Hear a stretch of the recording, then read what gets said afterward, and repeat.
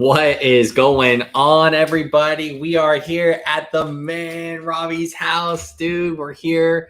Thank you guys for tuning in, dude, for another episode to the Ravi and Ray pod. Dude, Rob, let's get it started, man. Let's go. Let's get it started. And usually we start off NFL, but this week, Ray, let's talk about some UFC 296. What a great card we had, man. Dude. That has to be in line with the card of the years, from the prelims to the main card, and everything just kept on going. From the Josh Emmett knockout to, how crazy was that? We gotta talk about that. Rob, I gotta ask you, man. That it was a wonderful night. I think it was a great card, hands down, dude. You know, like you said, from the prelims to the Leon and Colby fight, it was fantastic, dude. And I gotta ask you, man, where you want to start off with all this? I think we have to start talking about that Josh Emmett fight, right? Yeah. Because we were texting each other during the fight. We weren't together. We were texting each other, and I swear to you, I was at dinner. I turned off my phone because I couldn't see it. For real? I had to take a break because I've seen a lot of UFC and I've seen a lot of injuries. Yeah. And that one scared me like to death. The way that he was having a seizure in the ring and just shaking after that Josh Emmett hit, and Joe Rogan just yelling at the screen, he needs to sit down. He needs to sit down. Why are they letting him walk? And like Joe Rogan started freaking me out. That was one of the more nastiest hits that I've seen in the UFC. I got to hear from your perspective. How did it go down for you? Dude, honestly, when I had seen that, I was like, holy crap. I mean, I watched it all the way through. And they definitely, I mean, shout out to the team, to that medical team, because they did a wonderful job, dude. Mm-hmm. He walked out of there just fine. He looked fine. He looked okay. But dude, that guy Emmett, dude, he made a statement. Yeah, he straight up made a statement in this fight that guy cannot be joked with. Yeah, I mean, with power like that, dude, that he just put himself on the map. Yeah, and after I think he came off of a 2-fight lose streak. Yeah, and after that, I mean, he was kind of going down on the rankings, I would say, for the title shot. Yeah. And doing what he did to Bryce Mitchell, the up and comer, I think he just skyrockets from here back into title contention right again. I agree. And local Sacramento boy, and I want to say Sacramento boy. I want to say I would have bet some serious money Bryce Mitchell was going to win. This man called Josh Emmett to win. Went for Sacramento. Sacramento never lets you down, I guess. Hey, Sacktown, Rob. Sacktown, baby. Sacktown, But we got to talk about, Ray. Sacktown. What we have to talk about is Colby Covington getting dominated in the UFC 296 main event. What is Colby best at? Colby's best at wrestling. Leon out-wrestled Colby. Colby looked slow. He looked sluggish. He looked old. He looked rusty. He looked trash. Colby Covington should never get a title shot again. Say that one more time, sir. Colby Covington should never get a title shot again. No more Dana White privilege. Colby Covington never deserves it. Donald Trump probably blocked Colby after that. He probably went on Twitter, went on The Truth on his own social media website. He probably blocked Colby. He probably blocked Colby's phone number. He probably reported it. I don't blame him. Why would you want to associate yourself with a loser like Colby Covington? Dude, I'm telling you, man, to be honest, you know, that fight, dude, I told you, I called it on last week's podcast, dude. Yeah. I literally called it. I said, this man, what he had said to his dad, you could just tell it was a different type of Leon. Mm-hmm. Like he was in there to actually physically hurt this man. And he did, dude. He was so successful with those leg kicks. Did you see the bruising on his leg? His leg was fucked up. It was gone. Dude, it really was. And I think that helped him neutralize Colby's wrestling ability, because he had to put so much weight and pressure on that leg. Right. And he didn't even have a leg, dude. It was all bruised up. It was all done. It was all tormented. And Leon came out personal, and he made it personal. Colby made it personal. Yeah. Leon finished the business. But Ray, I got to give you one more shout out, is because This man had the script. He went a perfect 5-0 calling the fights. I bet you he didn't even know that. Look at his face. He probably didn't even know. But he went 5-0 calling these fights. You know, they call me the guru for a reason. I'm just kidding. We should have put that on a parlay. You went 5-0 in the main event. Won. Yeah, I would have freaking won. Damn, dude. I should have done that. Absolutely. But before we move on to the NFL news, Ray, I got to ask you, Dana White didn't confirm Bilal Muhammad is next for the welterweight title.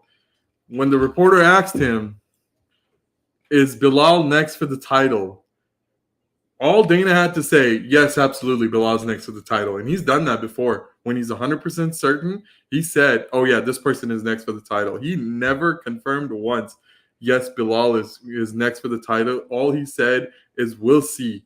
And he said, we'll see, because we saw Shavkat Rakhmonov go in there and be the first human being to submit Stephen Wonderboy Thompson. And I think Shavkat is shot up a lot of people's boards. I have to ask you, Ray, who should be next for the welterweight title?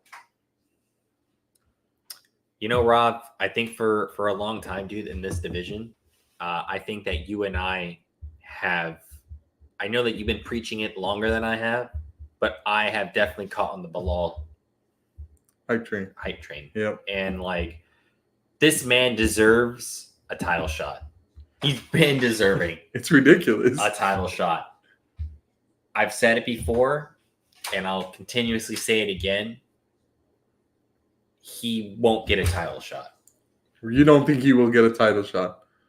Dana White truly hates this man. I don't know what this dude said to him. I don't know what the beef is, but you can tell that there is so much. I'm trying to find a better word. It's just a lot of manipulation. It's a lot of. It's horrible. It's horrible. I mean, you can tell. It's kind of like. It's evident. It's just he's just waiting for this guy to get older. Yeah. He's waiting for him to. He's on a 9-fight win streak, right? Yeah, and he's just waiting. He's just hoping and praying that Father Time just hits this man. Yeah. And just ruins his career. And that's all he's waiting for is that one loss. And I don't think he's ever going to get it. I think that, and I apologize, Shavkat, right? Shavkat. I think Shavkat's going to fight Bilal. Oh, you think so? I think that's what's going to happen. So what would be next for Leon then? So do you think Leon's going to take some time off? Leon, which he said in the past, he did say in the past that he wants to take some time off. Then I think that will happen. And I think Dana is putting all his chips, all his everything, dude, into hoping that, you know, Bilal gets screwed over. Yeah, absolutely. I agree with you, man. I think it's just ridiculous that there's always going to be people that is on the high rise. I know there'll only be one Shavkat Rakhmonov, 18 fights, 18 finishes, 9 in the first round, submitted Wonder Boy, which no one has ever done in history. And I know Shavkat is shooting up a lot of people's board, but Bilal has been there. Bilal has been the backup fighter. Dana awards backup fighters for fights on title shots. It's just crazy that that he just keeps looking over Bilal. I think that if he looks over Bilal one more time, I think you might be right. I think Bilal Muhammad might never get a title shot just because Dana probably hates him so much for some reason. I just don't understand it. And I don't know. And, you know, Rob, I mean, has there been any, you've known this game. I mean, we've both known this game for a long time. But I know that you definitely, obviously, you pay way more attention to the sport than I do. Do you have any information as to the history between those two? I don't see how you can hate Bilal.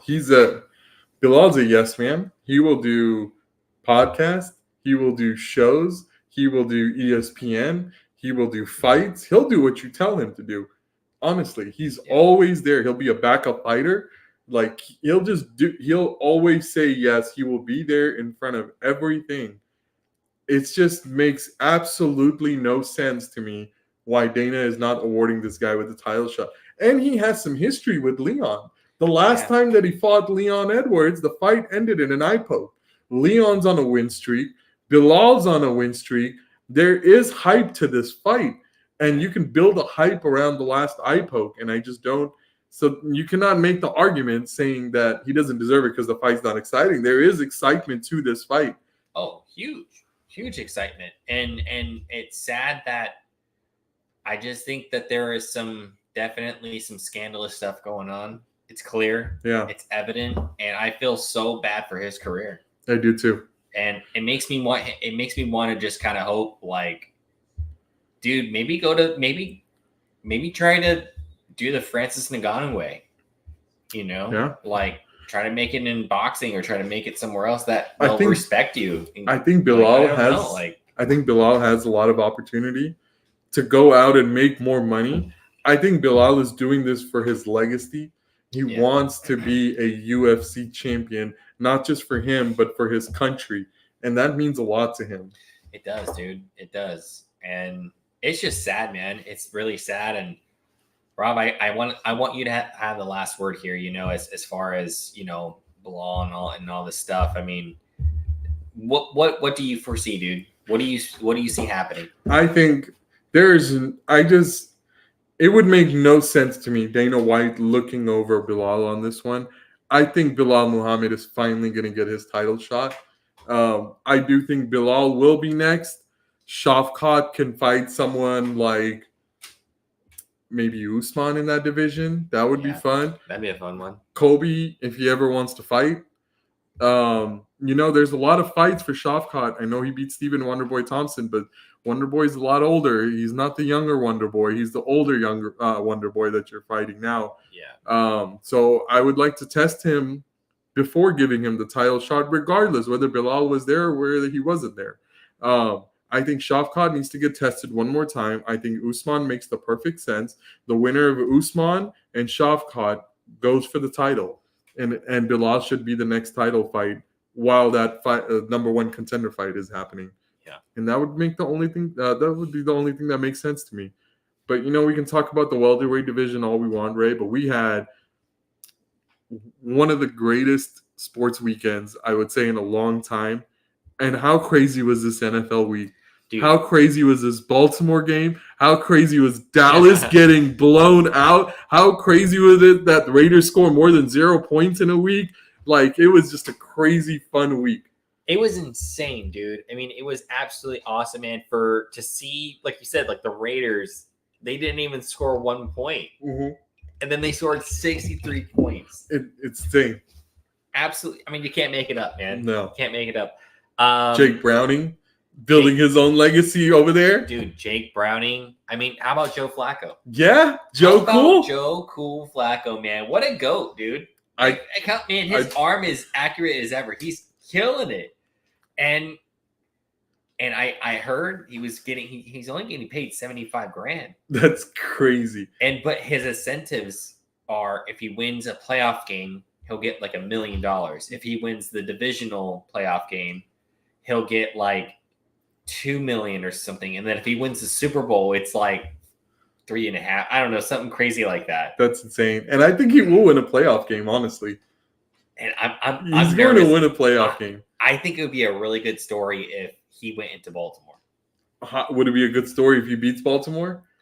I'm not gonna lie. I would even have to sit back and be like, "Damn, that's crazy!" Like, but Joe Flacco, dude, like, he's balling, dude. I'm happy for him. Joe Cool. Joe Cool, man. Shout out to Joe Cool. And shout out to me taking a 3-1 lead on Raymond right now. I am up by 2 games right now on you. And if I win, let's remind everyone, you're going to look very beautiful in a Tom Brady navy blue jersey. Look, I got to be honest. I took a chance this week. I think was very close on each game. Yo. It was like a nail biter. I don't regret my picks. I think I gave him a run for his money, but I'm excited for this upcoming week's picks because I'm gonna get him. I'm gonna get him this time. We're going to see because I definitely don't want to wear a Lamar jersey. But I have to transition real quick, Ray. We have to talk about Baltimore Raven football right now. We had Let's go. a very unfortunate Let's loss go. in Keaton Mitchell, tears ACL, I believe it was, right? Yeah. Out for the year. Very nasty injury. I saw the replay. But Raymond, you got to break it down, man. I know this game meant a lot for you, and just break this game down for us. 23-7, huge win last night. Well, I just want to just give a cheers to the downfall of the Jacksonville Jaguars. Just want to give a nice cheers there. Thank you. It's just pineapple juice, nothing else. This game, like I had said, was personal. I'm telling you, the way we lost last year just was so. It was such a dissatisfying like loss. Yeah. I was just like, we should have beat this team. We didn't. And I kept that energy where I was like, if we see them again, we are going to take this team out. And the way that they did it, it was awesome, dude. It was really cool. It's exciting to see Lamar Jackson as always, and what he does. And honestly, dude, it's on to San Francisco, man. I mean, it was a fun win. It was a crazy playoff environment. Our defense is for real. Our offense is for real. And I think losing Keaton Mitchell is actually it's a huge blow. Yeah. I'm actually kind of worried about it. Yeah. You're missing a lot of explosiveness now in the run game. Yeah, because a lot of those runs, dude, I mean, he just made it up. Yeah. I mean, I think there was one where he had nowhere to go. He went to the outside, cut back. Come on, dude. It was insane. I mean, Justice Hill, Gus Edwards, they don't have the speed to do that. No. And like, it's just, it sucks, dude. And I don't know if we can find anybody on the market. Well, you guys already signed Melvin Gordon, and he's not going to replace Keaton Mitchell. No, and Melvin's been working hard. Yeah. So he deserves the opportunity. But, yeah, that's a bummer, dude. That's a huge, huge bummer. But I still got a lot of faith in this team, man. I got a lot of faith, dude. Lamar's killing it, man. I mean, I got to be honest, like, he's playing really good football, dude. Yeah. I'm so, like, happy for the guy. Like, I just don't know. I'm a little concerned. I just don't really know what happened with Zay Flowers. Like, he didn't even get. He had a huge drop off. He scored 2 touchdowns, I think, your guys' last game, and then he caught one pass this game. And I don't know. Maybe it was like it was supposed to be designed like that. Like I don't really know why, but Isaiah Likely broke out though. Yeah, Isaiah on Likely broke out, and he was making huge plays, and just. Bateman was taking place too. Yeah, Bateman was looking good too. Like I said, man, this game, dude, I was just so happy just to see it. The Ravens win. It's like now I feel that we get to see basically the best team in the NFC versus the best team in the AFC go head to head. Yeah, I'm really excited for Friday's podcast because I feel like it's got to be said, with the Ravens and the Raiders, and the Ravens, like it's on, man. It's on. I'm sure you're excited for that. And we'll talk about the Niners here a little bit later. Great win for the Ravens, honestly. But I have to ask you before we move on to the next topic. Was that a Calvin Ridley catch or was he out of bounds? To be honest with you. Break the record right here. That was a catch. That was a catch? Dude, that was a catch. It's hard because, like, it was just – and I don't know if they were – yeah, dude, it was a catch. It was a catch. Definitely was a catch, man. I agree. That definitely was a catch, and I think it should have been called a catch. Unfortunately, it wasn't, but, it is what it is. But we have to talk about – and I apologize. How like, I'll be honest with you, like, how did they not see that? I don't understand. They just let it stand. But I was kind of shocked. I can understand why they said the stands call because it was really, really, really damn close. Either way, either way you look at it, I know about 80 to 90% of the people are saying it's a catch. I could see where the 10% is saying it's not a catch because he was just so close to that mark. It's hard to determine when he had full possession of the ball and when he was out of bounds. So I could kind of see it either way, but I think that should have been ruled a catch still. And the next up, Ray, We got the Dallas Cowboys. I've been calling that they're going to the Super Bowl. And man, am I eating my words. Are the Cowboys pretenders or contenders? Oh man. So the Dallas Cowboys are pretenders, man. They're pretenders. It is a common theme. The same theme over and over and over. The Dallas Cowboys at home are amazing. Yeah. I'll be honest with you, dude. Dude, they really are unbeatable, like in their home. But when they go on the road against a team that's not under 500, they blow it. They blow it, dude, every time. And it's insane. And it's like a mental hurdle that these guys got to get through. They have the talent, and that's the sad part. The sad part is they do have the talent to go into any stadium and beat the basically, living snot out of you. But I think the Dallas Cowboys, dude, they're in trouble, man. And it starts with Dak. I gotta say it, dude. I mean, if he's been nominated to be like MVP, like he has to play like one, and he didn't play like one at all. Like, I don't know what he was doing. I don't know what this offense was doing. It made no sense to me at all. So I got to get your perspective, Rob. What do you think? Do you think the Cowboys are contenders, or you think they're pretenders? I believe last week I said they're going to the Super Bowl. Yeah. Was it last week? Yeah. And I'm here to tell you that the Dallas Cowboys are still pretenders, man. They are definitely pretenders. I retract everything I ever said. I accidentally fell on the Cowboys bandwagon. I really thought Dak was playing the best football. Mike McCarthy had the guys together. The defense was doing really good. Deron Bland just wants to do every pick six to the house. CeeDee Lamb was getting off. Tony Pollard started getting touchdowns. I really thought the Cowboys finally started to go. And then the Buffalo Bills came to town. Cowboys went to Buffalo. A team that wasn't even in the playoffs before this week had started. Yeah. I know that they got Josh Allen, but they've had their fair share of struggles. Stephon Diggs isn't getting going recently. James Cook is finally becoming someone really relevant. He's becoming close to a top 10 running back, I would say. But the Buffalo Bills are a team that weren't even in the playoffs. And for the Cowboys to drop 31-10 like they did, like that to the Buffalo Bills, I think it's pretty safe to say that the Cowboys are still pretenders and always will be pretenders, and don't fall into the bandwagon like I did last week. Man, dude. Oh, bro, I got to share that. Oh, my God. Oh, man. Oh, but that's crazy. Last one for you here, Ray. Okay. Top 5 in the NFL right now. Who do you have? This one's a tough one. I really want you to think about this one. I think number 1 is maybe a team in the NFC. What are you thinking?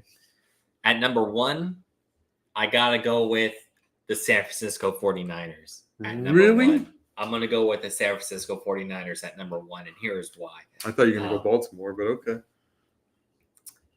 I feel that the way Brock Purdy and this offense is operating, I feel that they are definitely just a ridiculously high octane offense. And, man, like I said, dude, Brock Purdy's been pretty clean, in the pocket. He hasn't really had a lot of pressure towards him at all in the system. The running game's excellent. Dude, they have to be number 1. Yeah. I mean, they're just dropping dimes, dude, on everybody. Yeah. And like these guys are wide open. Dude. It's insane. The design is insane. The design is so crazy, and it's like, wow, like every time, dude. And then it's like, how does Christian McCaffrey get wide open? It's crazy. How does Deebo Samuel get wide open? Like, aren't these guys like double teamed? Triple team? Something, right? Like, and it doesn't matter, dude. So, I gotta put him at number 1, man. Yeah, I think they gotta have that. I think I gotta give them that respect as Can't say I such. blame you. Yeah. What do you think, Rob? What do you think? I think number 1. I think I'm in agreement with you. I think you have to put the San Francisco 49ers there. I feel like I believe in the Ravens more than you do this year because I feel like you've been really hard on Baltimore. I think the Ravens are a very, very, very close second to that number 1 spot. And I'm already going to say my number 2 is obviously Baltimore. I know they lost Keaton Mitchell. I know you said Ronnie Stanley hasn't been playing great. But when you have LJ8 back there balling out of his mind, I know the receivers are dropping balls. No Mark Andrews, but Isaiah Likely is becoming a guy. Zay Flowers, I know he had a down week last week. He's becoming a guy. And Odell, he's been in and out of the lineup a little bit, but, he's been pretty fairly decent so far. Rashad Bateman, the defense is balling out of his minds. I think it's an easy 1A, 1B situation, but I'm going to take the Niners and then Baltimore as my number 2. Who do you have? Yeah, I have the same, man. As number 1, Niners. Number 2, Baltimore. I think, Baltimore is right. They're right there. Yeah. They're right there with the Niners. Mm-hmm. And, both teams like to play bully ball. Both teams have extremely talented defenses, and I can't wait for Friday's podcast because I know that's the games that we're going to be talking about, who's going to win. Yeah. I can't wait to go into more depth, but I'll save it for all that for Friday's podcast. But yeah, these teams, dude, I can't wait. Yeah, I can't wait. I'm so excited for it. Absolutely. Well, number 3, who do you have at number 3 now? Oh man, this is when I think it gets a little tough. So for me, I'm gonna go with the Philadelphia Eagles, man. I'm gonna take the Eagles at that. I know the game's going on right now. I don't know the score of the game, but the last time I had checked, the Seattle Seahawks, they were winning. I'm sorry, the Philadelphia Eagles were winning. I apologize. I'm sorry. the Eagles were winning.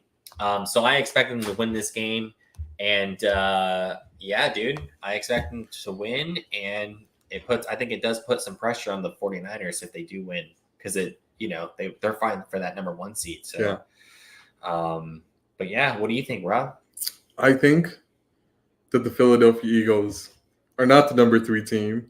I'm going to go with MCDC and them Detroit Lions. Wow. I'm going to say the Detroit Lions need some damn respect. MCDC needs some damn respect. Jared Goff needs respect. That team is balling out of his mind. Philadelphia is having some trouble internally. A.J. Brown is complaining every week to the coaching staff about Jalen Hurts. Jalen Hurts was embarrassed in practice by having to do fumble drills and falling to the ground and making sure he doesn't fumble. And I think that the Eagles might be on a small decline. And that's no discredit to the Eagles, however. But I just think that the Lions are just playing too good to not put them at number 3 right now. Wow. That's crazy, dude. But at number 4, that's crazy. At number 4, I will go the Philadelphia Eagles right here.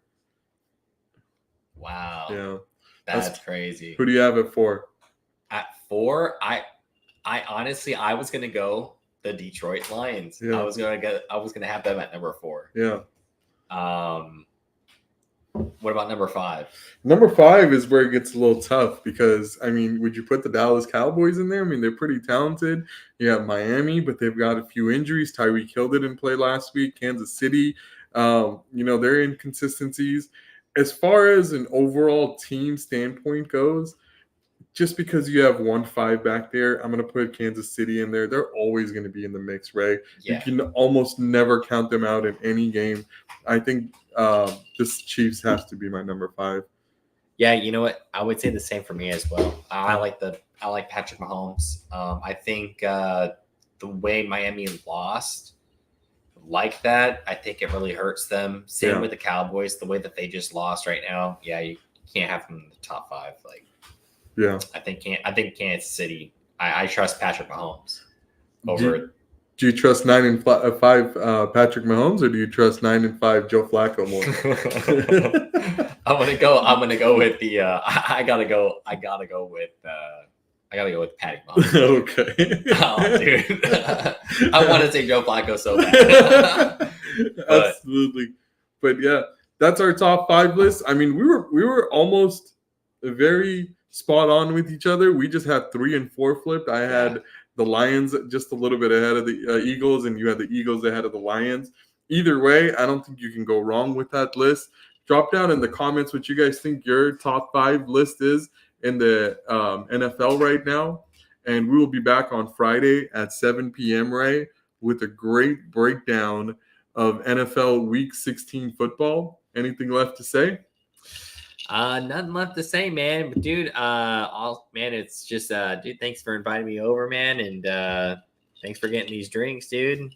I had a good ass podcast. That was a good ass podcast. Cheers. Till next time. Peace.